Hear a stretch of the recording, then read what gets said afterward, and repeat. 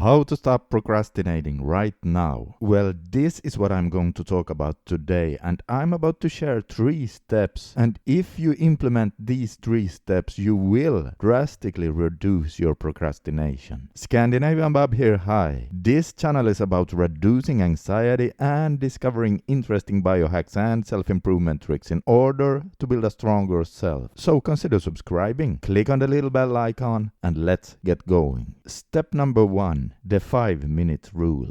An object in motion wants to stay in motion. An object that is standing still wants to continue to stand still. So what do I mean by this? Well, it means that 99% of the time it is the starting that is the hardest part. But once we get over that first hump, the rest is pretty easy. Now I think most of us already know this, but the more we learn about human psychology and the older we get, the more we start to understand how true it really is. It really is that first hurdle that we need to overcome. And that hurdle is what always is going to stand between you and your success. For example, if I don't like the thought of going to the gym today, I'm starting to picture how painful it's going to be to do many sets of pull-ups and a few sets of squats. Well, then I do the 5-minute rule. This is how it works. Instead of picturing all those painful sets, I'm telling myself, okay, Bob, you are going to go to the gym and you only have to work out for 5 minutes. Think you can do that? And I really mean it too. I only have to work out for 5 minutes. Now, 5 minutes does not sound so painful. And so I go to the gym. Listen, in 5 minutes I'm able to do 3 really effective sets of pull-ups. That's a heck of a lot better than 0. In fact, it is very possible to build a good physique like this. But here comes the real kicker. Once I'm in the gym and I have done my 3 sets, I have momentum going. So maybe 80% of the time I keep going and I end up doing a full 45-minute workout. This is because I got over that first hurdle. And this is why the 5-minute rule is so great, because it will give you momentum and then you keep going. But again, even if you only do 5 minutes of work, well, that's still a heck of a lot better than 0. And the 5-minute rule can be applied to pretty much anything. Studying, cleaning, writing a blog post, and so on.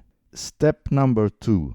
Don't wake the sleeping dopamine bear. By now, those of you who have been following my videos know a little something about dopamine. Let's take an example. Stay with me here. Let's say that you have a lot to do tomorrow. You have to study, you have to work out, and you have to write a 3,000-word long blog post. Now, the last thing you want to do is to start your day by eating some sugar or a lot of fast carbs, spending time on social media, or fapping to online adult entertainment.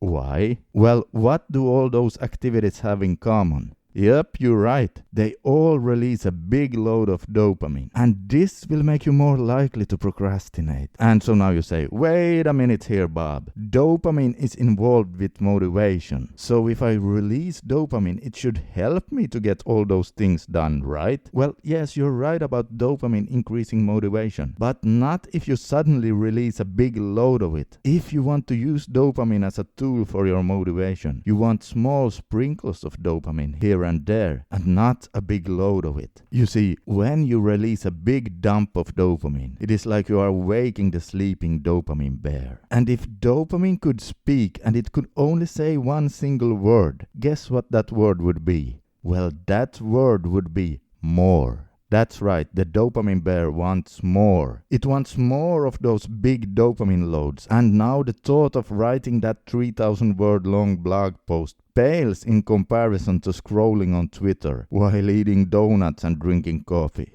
The gap between doing your work and watching YouTube videos has suddenly become a lot bigger. So much so that now you start to procrastinate instead of working. So again, do not wake the sleeping dopamine bear prior to doing your daily tasks. However, there is nothing wrong with rewards, and this leads me to the last step.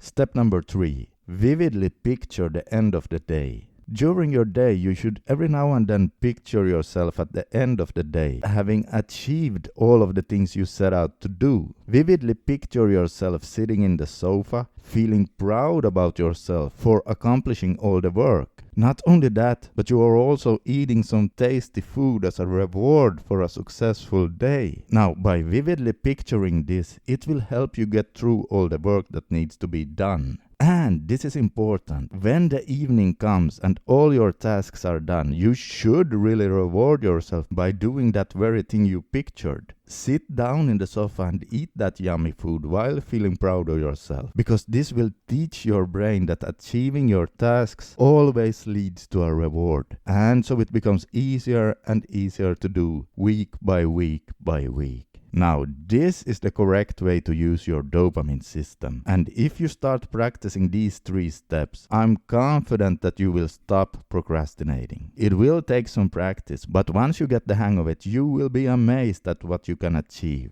Alright, this is Scandinavian Bob signing out for today. Consider subscribing for more helpful videos. And as always, I wish you all the best in your journey to become the strongest version of yourself. And remember, as Winston Churchill used to say, if you're going through hell, keep going.